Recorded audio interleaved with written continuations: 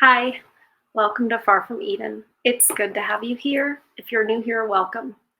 I still haven't gotten used to the fact that, 5 people have subscribed to this channel, let alone over 10,000. It's weird to me, honestly. Uh, I'm very flattered, honored, humbled, all of those things.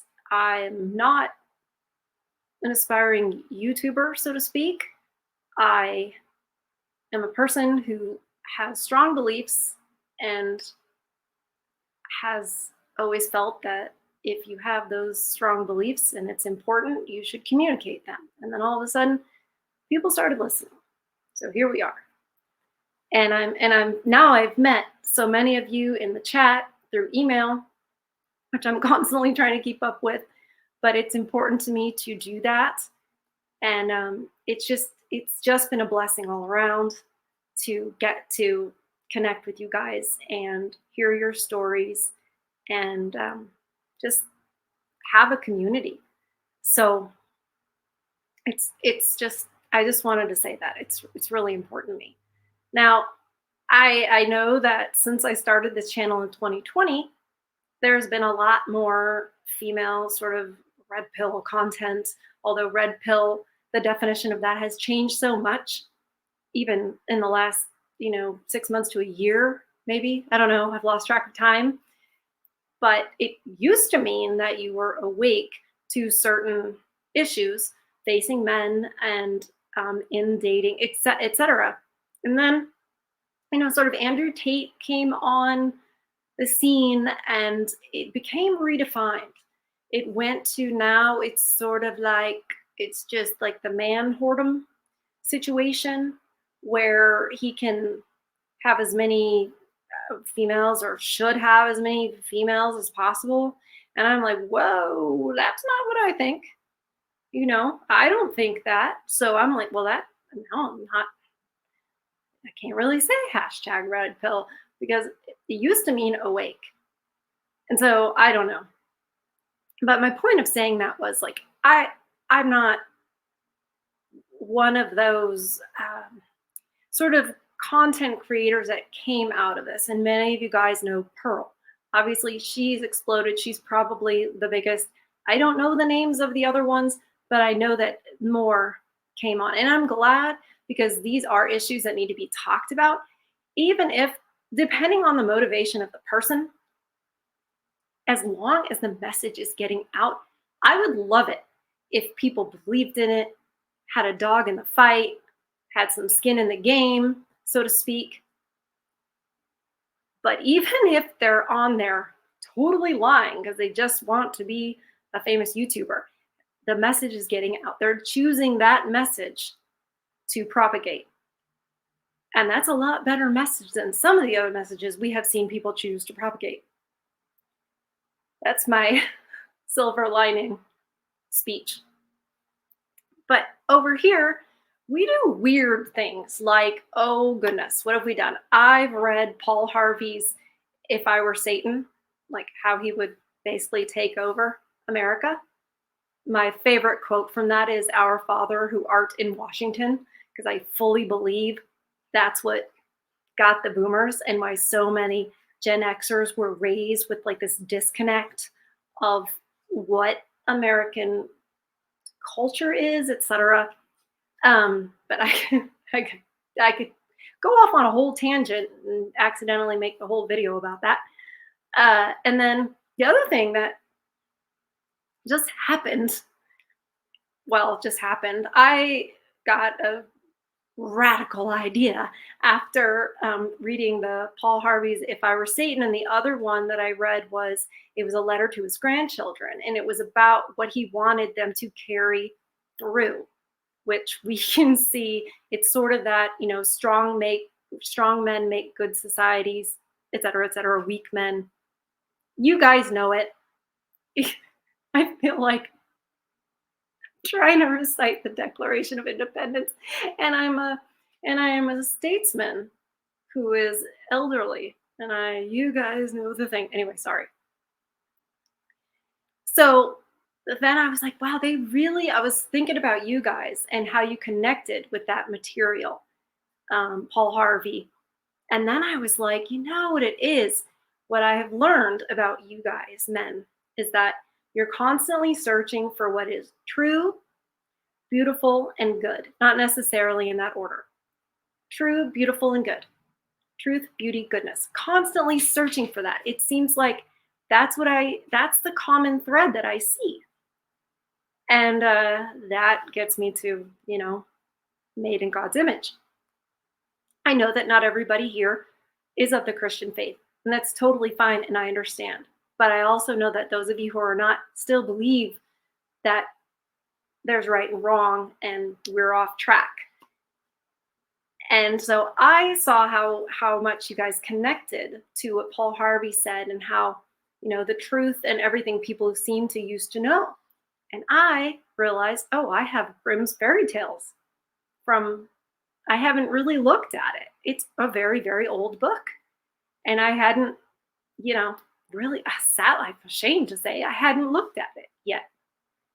And I thought, well, wouldn't that be crazy if I just read one of these fairy tales that how it was written before compared to, say, what Disney did with it? And we started doing that. And we've read Little Red Cap, which is Little Red Riding Hood. We've read Cinderella. We've read Snow White.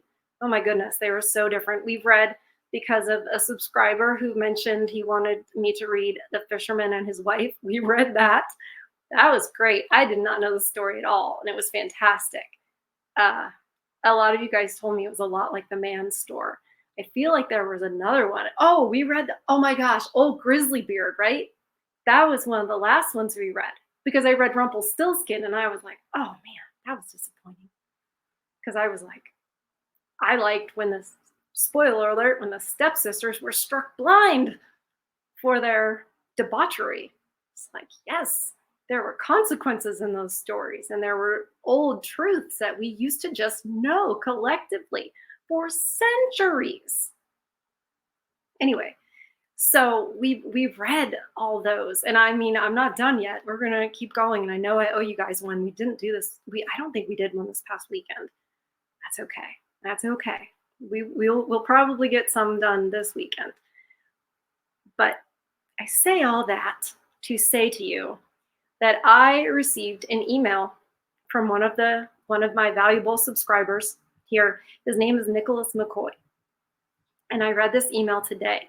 And honest to God, I've been like, what?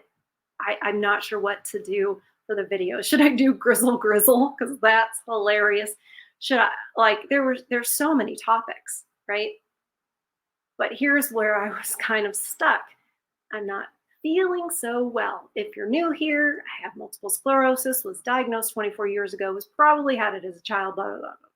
So it's a big problem and a huge issue for me on a daily basis as far as what can I do? And I was like, oh God, I'm having a tough time of it. And I don't want you guys to be scared. I'm not scared. You're not going to be scared. I don't want you to be worried, concerned, although I know you will be. It's not too scary. It's not too serious. It's brought on by some stress that it's okay. It will be getting handled, and I'm getting through that. And it's also brought on by I'm doing so well in physical therapy, and I'm tapping into parts of me that were pretty much atrophied, and just bringing them alive. I've been at it for over a year now at this place, and they're absolutely wonderful. So part of the soreness, I think I woke up saying, holy hip flexors, Batman, because that's my strange, dorky sense of humor. And I'm that dorky that I can't wait to tell it to my physical therapist. But anyway, so it's ouch. So also you guys are like, wow, she's motor mouth. Yeah, I had to take a little teeny tiny 5 milligrams of prednisone so I can still function as a human being. And so my whole thing is I'm just going to take down the inflammation thing. But I don't want to talk about all that. That's just because I know you guys are always concerned, and I didn't put out a video Monday, Tuesday, Wednesday. What I'm going to try to do is do videos Thursday, Friday, Saturday, Sunday, and then Monday, Tuesday, Wednesday off. That's going to be my what I'm going to try to do. Sometimes when I have to miss a Friday or something like that because I'm not feeling well, sometimes I do like, well, maybe I'll do a makeup video on Monday.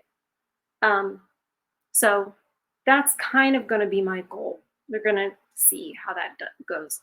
So thanks to Nicholas McCoy emailing me and saying, oh, possible video idea. He sent me a poem by Rudyard Kipling. And I'm familiar with the poem because for an embarrassing reason, there's a snippet of it in one of my favorite movies. If you guys know the movie Clue from 1985, Colonel Mustard says it at the dinner table when they first all sit down. It's Clue. It's based on the board game. It's one of my favorite movies. I've watched it like 5,000 million times. I know it by heart. And he sits down at the dinner table and he says, the female of the species is deadlier than the male.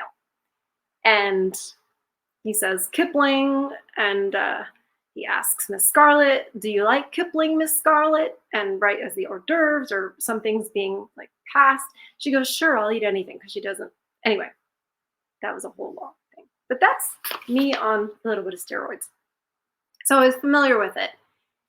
And I thought, ooh, this sounds good. And I started reading it. I was like, we're definitely doing that. We're doing that today. Rudyard Kipling has done the work for me. I don't have to write the poem, right?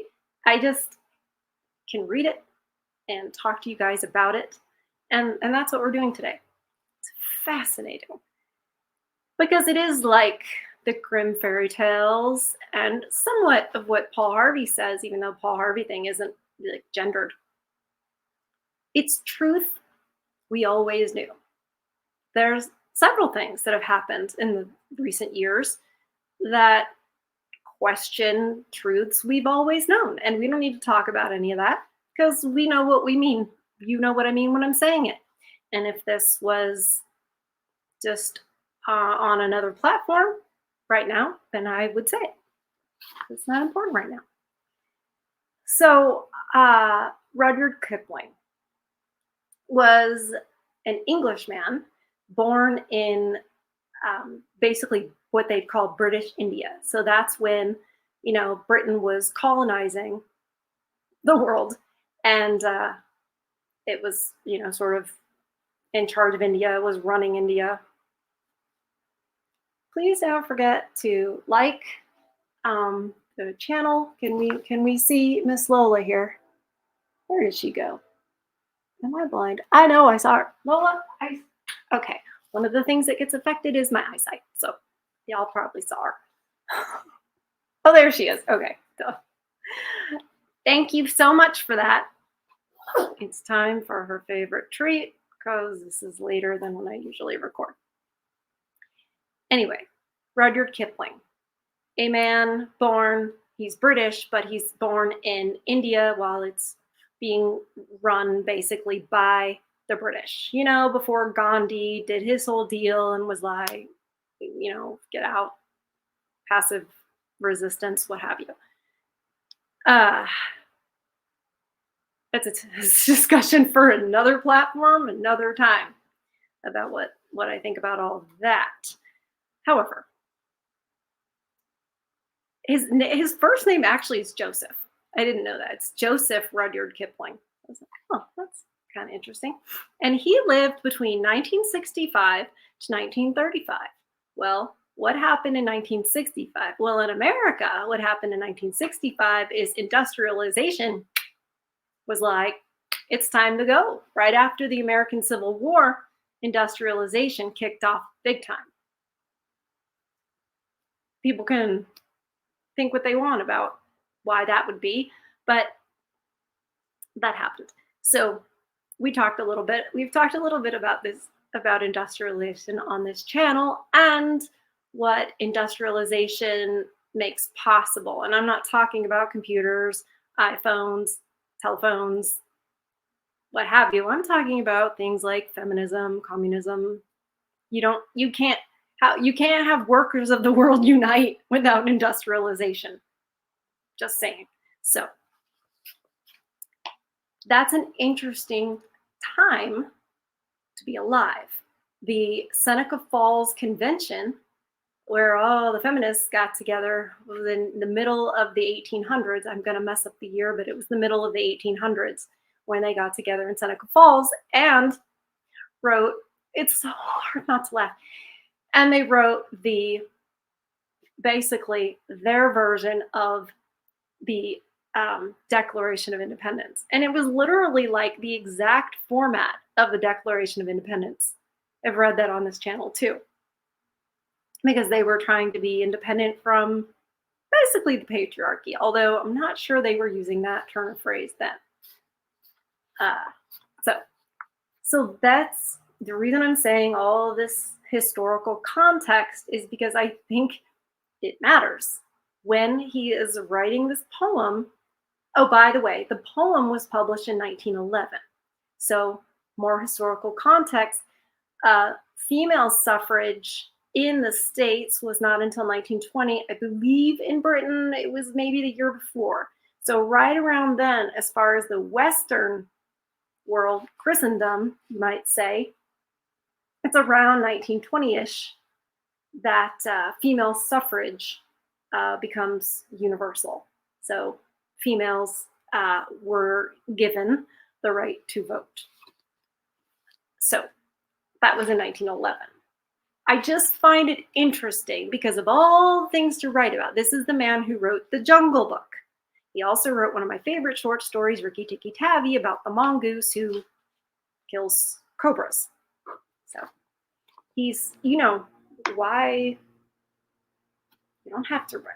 It's just an interesting topic, and I think as we read through it, I have a feeling you guys will find it interesting. And I mean, Nicholas, obviously, he's one of you. So it made me excited because I'm a little like, well, it's not just me going, I think they'll like it.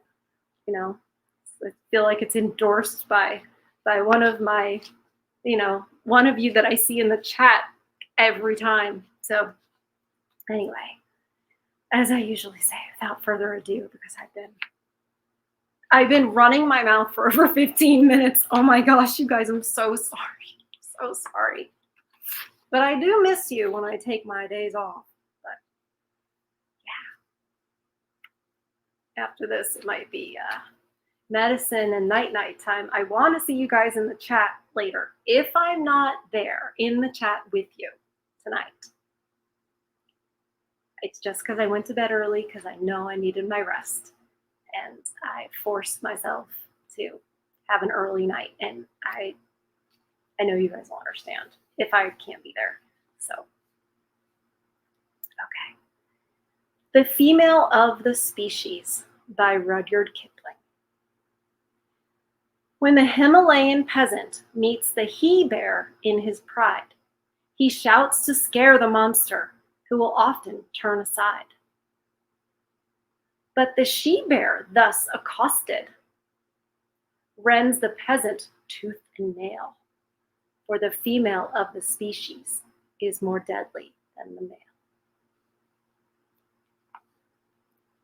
When Nag, the basking cobra, hears the careless foot of man, he will sometimes wriggle sideways and avoid it if he can.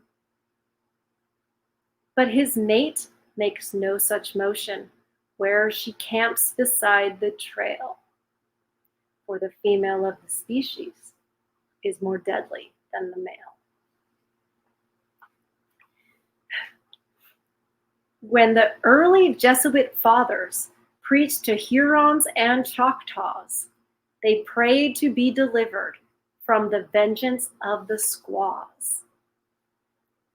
'Twas the women, not the warriors, turned those stark enthusiasts pale, for the female of the species is more deadly than the male.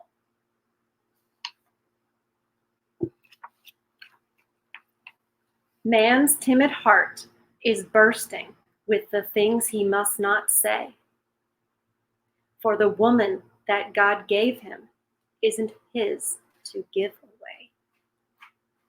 But when hunter meets with husband, each confirms the other's tale.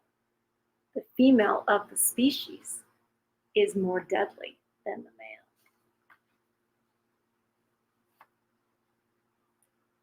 Man, a bear in most relations, worm and savage otherwise. Man propounds negotiations. Man accepts the compromise. Very rarely will he squarely push the logic of a fact to its ultimate conclusion in unmitigated act. Fear or foolishness impels him, ere he lay the wicked low, to concede some form of trial, even to his fiercest foe.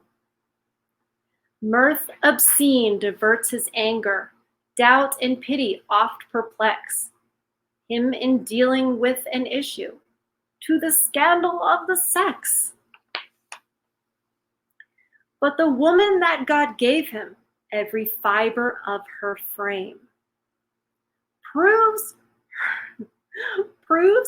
her launched for one sole issue, armed and engined for the same. And to serve that single issue, lest the generations fail, the female of the species must be deadlier than the male.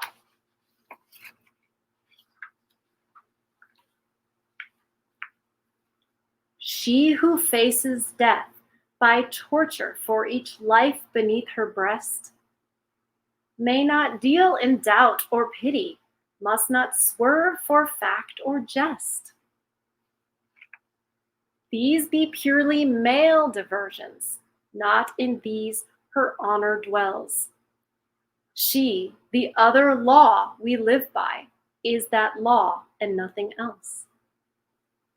She can bring no more to living than the powers that make her great, as the mother of the infant and the mistress of the mate.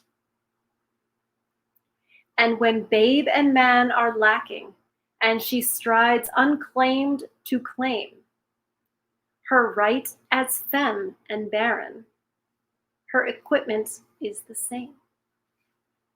She is wedded to convictions in default of grosser ties. Her contentions are her children. Heaven help him who denies. He will meet no suave discussion, but the instant white hot wild, wakened female of the species, warring as for spouse and child. Unprovoked and awful charges, even as the she-bear fights. Speech that drips, corrodes, and poisons, even so the cobra bites. Scientific vivisection of one nerve till it is raw, and the victim writhes in anguish like the Jesuit with the squaw. So it comes that man, the coward, when he gathers to confer with his fellow braves in council, dare not leave a place for her. Where at war with life and conscience, he uplifts his erring hands to some god of abstract justice, which no woman understands.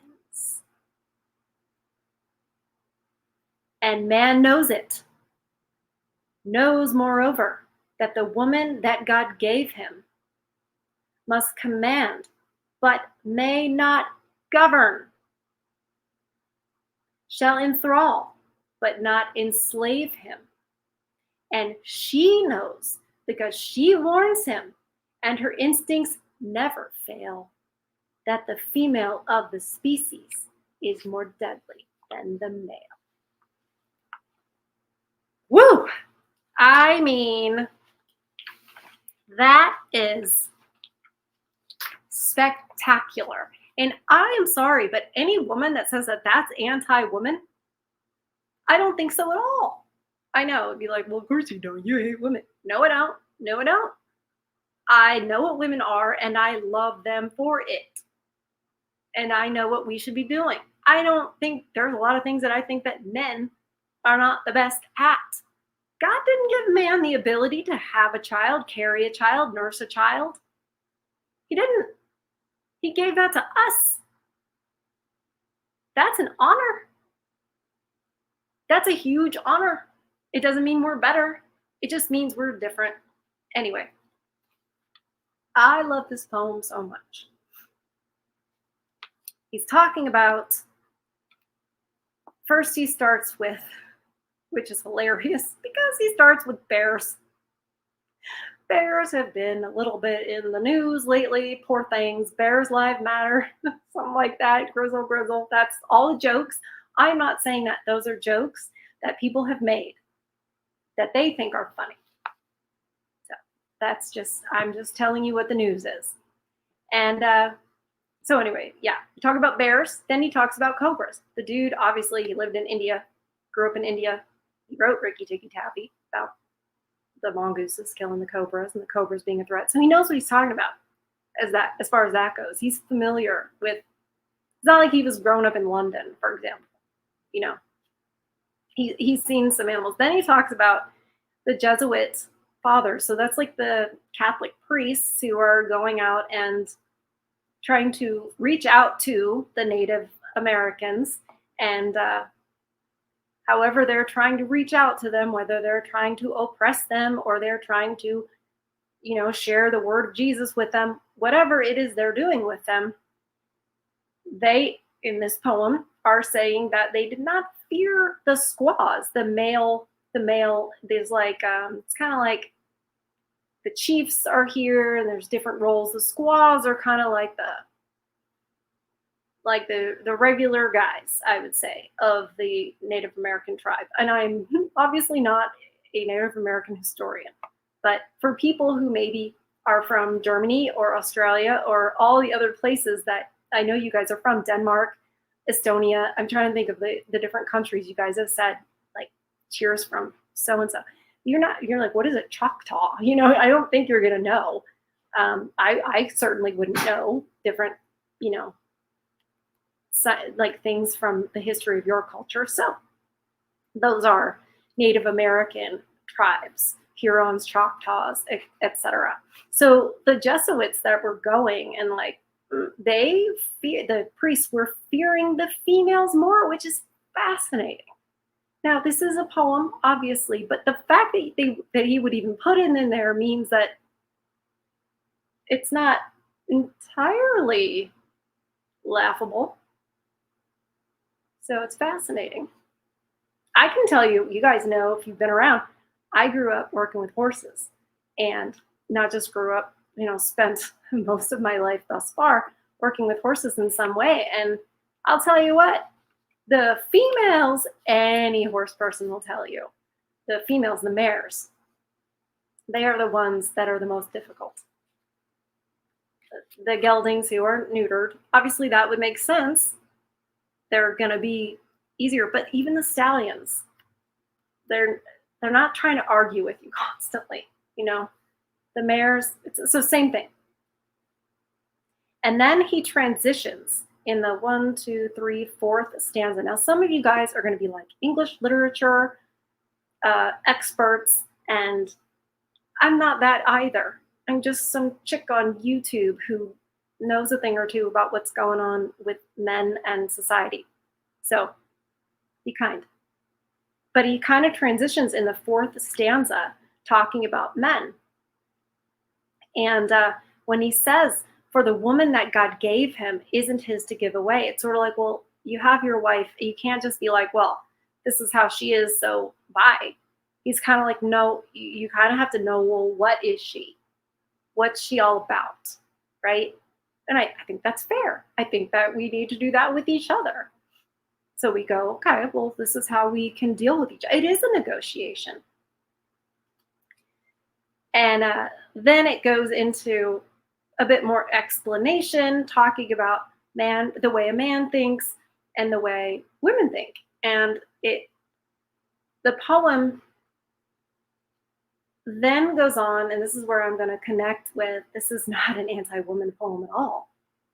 talks about how women are basically stubborn and steadfast, and the reasons why. Because we are the ones who bear the children. So God made us a certain way that is probably not the best way to be in negotiations or other things, which makes sense, doesn't it?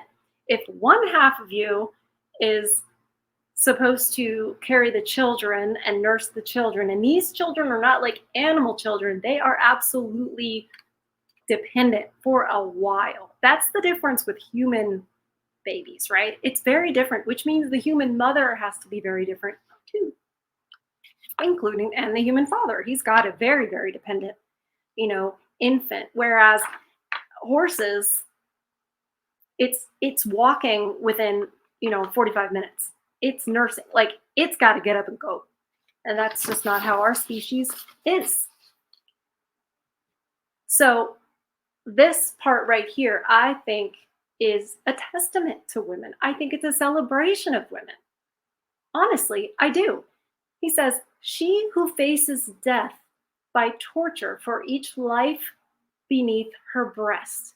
So, especially, in 1911, especially in places like India, it's really hard for us in first world, to imagine real life, without all this fakery and everything that's propped up. This is, hospitals and stuff are sort of new in the grand scheme of history. They're brand new, hospitals are, and life-saving techniques and prenatal care and all of that.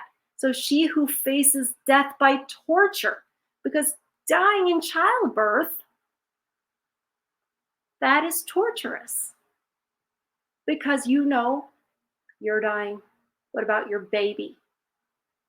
What about your other children? Because a lot of times before, like right now, women had multiple children. You would maybe have other babies nursing while you're giving birth. Like it's torture, not to mention the pain. There weren't all these, drugs to give birth. There weren't, what do you call them?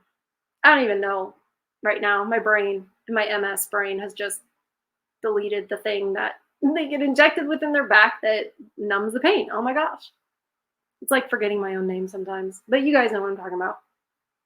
I do it all the time. Now 50,000 people that's an exaggeration, are gonna tell me what it is. It's driving me crazy. Oh, anyway. So yeah, that's just in one line. May not deal in any doubt or pity, must not swerve for fact or jest. Right? Women, I've said it a lot of times, like your facts are, me, compared to men. Men are like, this is the fact, and we will often go, well, you don't really see the whole picture, and what about the context, and what about the feelings, and all the stuff. And, they have to be that way. And I'm sure glad they are, because we will just get lost in all the rest of it. But we provide that for men when they're too much. They need that softening too. So it's a good balance. It's a great balance. And this is saying, like, because of what you are in women, this is how you are. You don't deal with facts. You can't. These be purely male diversions. Not in these her honor dwells. See, that's not insulting. That's actually some of the very big, like, men's rights movements, egalitarian people, like, oh, that sounds like chivalry. You can't put her on a pedestal and celebrate her just because she has a baby. No, it's not that. It's saying, hey, you're great for this. Well, you're great for this. That would be great if we could go back and forth and men could appreciate women for being women. but also know they're women, and women could appreciate men for being men, but also be like, yeah, I know what he needs. I know what my man, I'll take care of him. It'll be fine. He needs a good warm meal and some other things that he needs. And I'll take, and it's wonderful. Can be. And where do we go from there? These be purely male diversions. She, the other law we live by, is that law and nothing else. She can bring no more to living than the powers that make her great, right? What else can we bring with our child other than who we are, right? And that's another problem when you have so many children growing up with only the mother and not the father. We only have what we have. Even if we're the best woman, we're still the mother and the woman. We're not the man. And men need to know that, and they used to know that. We all used to know that. So I'm going to skip a little bit down. She is wedded to conviction. She's stubborn. She's going to be stubborn. She's going to stick to certain things. And it's okay. What I think he's saying is it's wonderful. It's beautiful. It's necessary. But also, let's keep it all in mind, because it's also what makes her dangerous.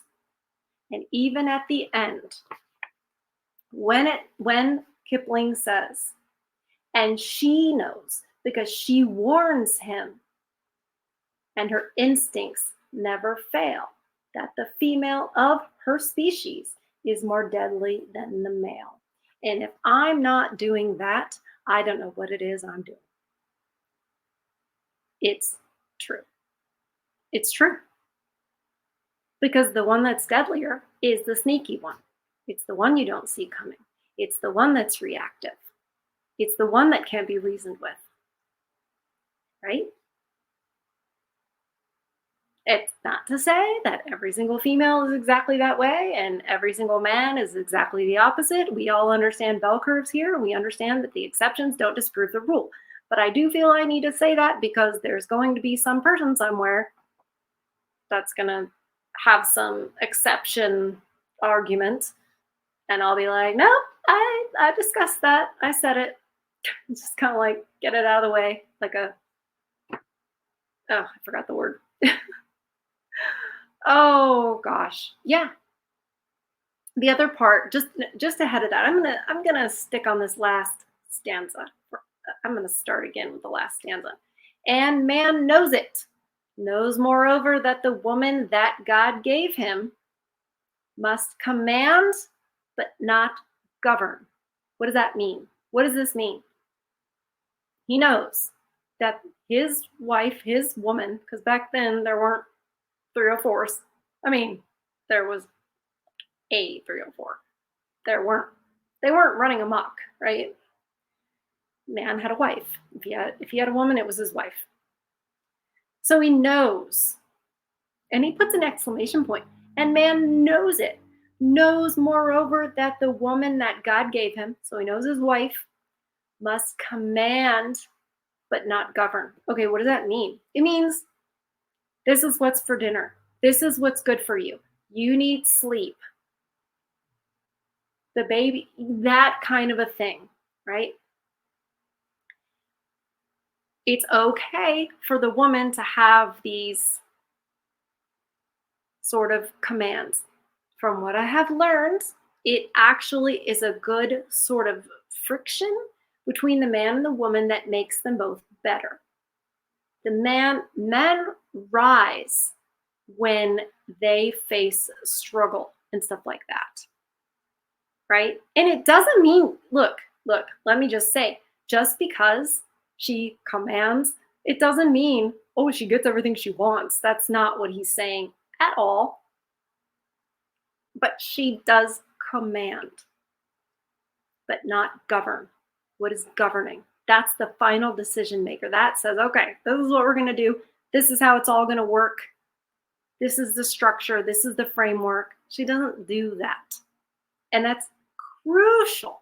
And I'll tell you something else. Okay. If you're a woman and you're like, but what about I want to govern it? They don't like it. That doesn't make them happy. They're stressed out. You'll hear them all the time. Why do I always have to make all the decisions? I'm stuck with all the decisions, blah, blah, blah, blah, blah. They don't want to. They don't even want to pick where they're going for dinner.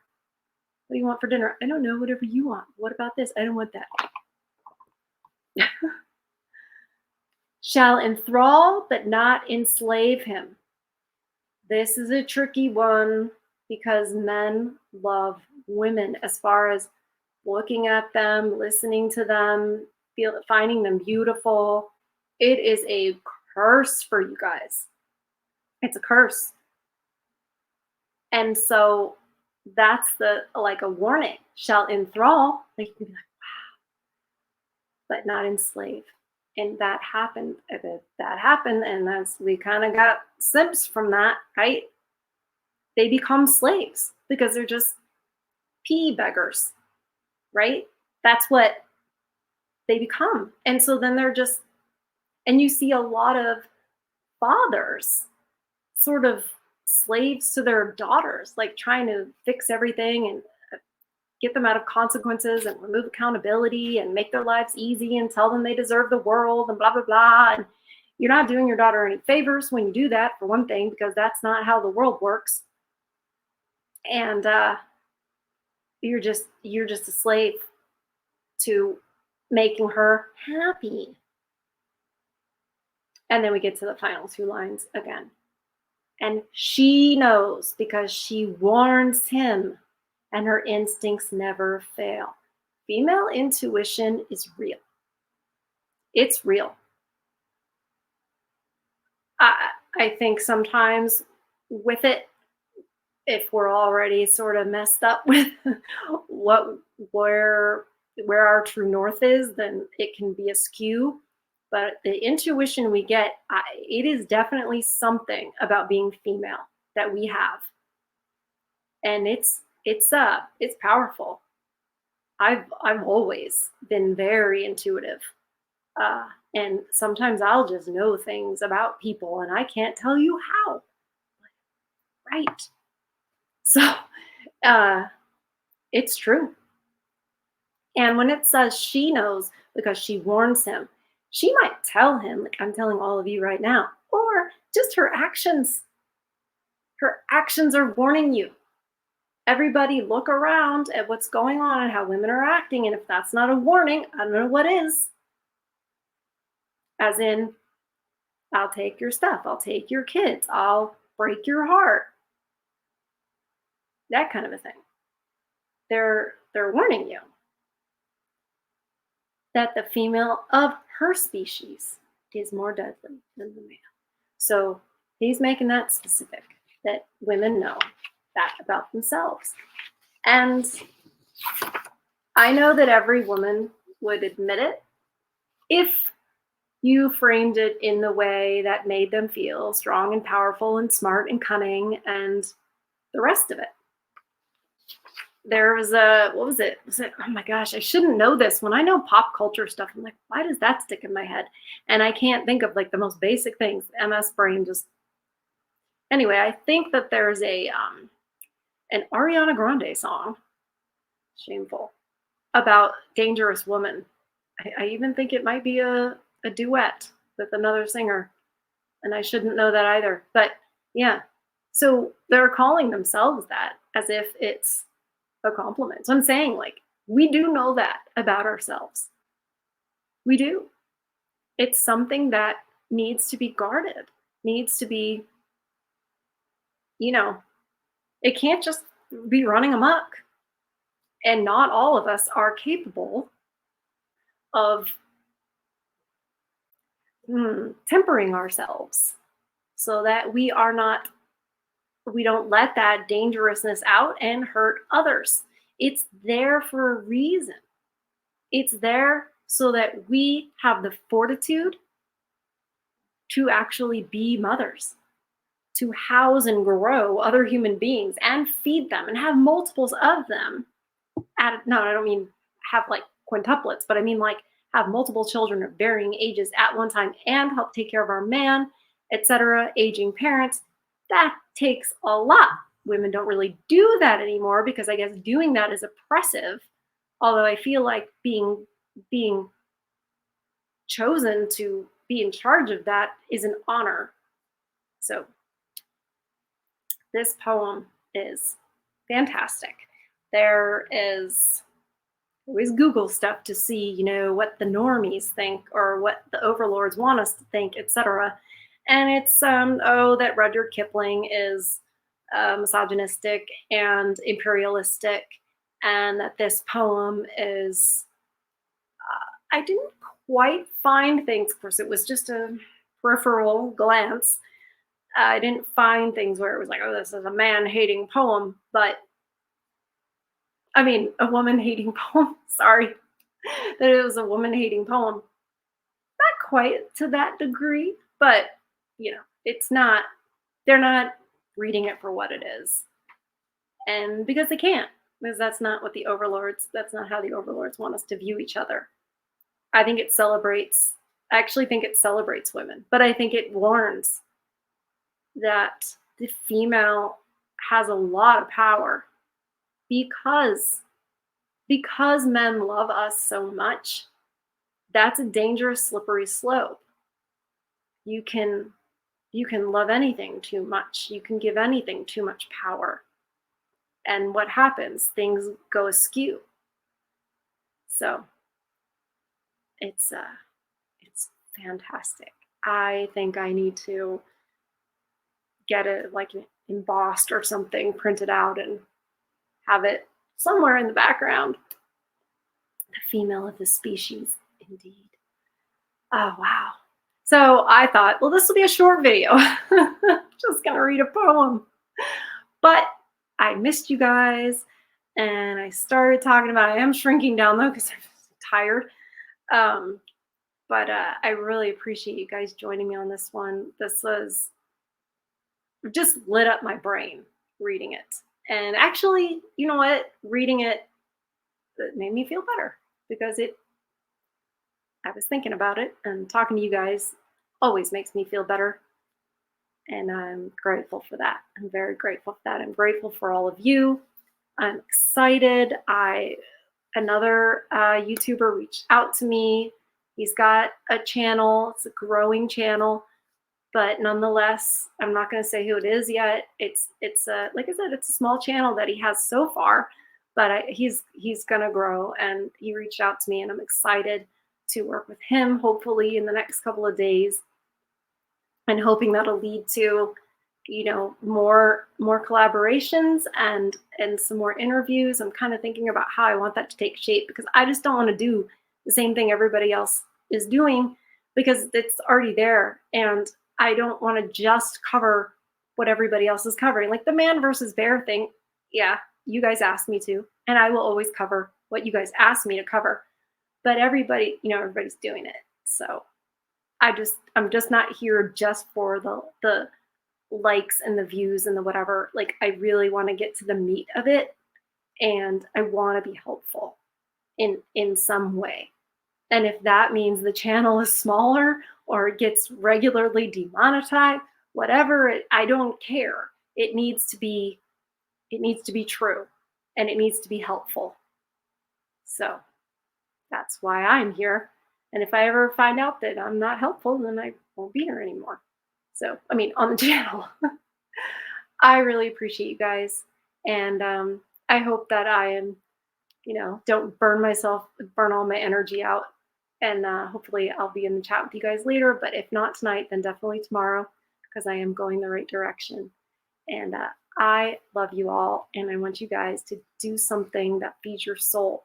I mean that. Even if you don't believe you have one, pretend you do and feed it. See what happens. And I will see you guys soon. Bye.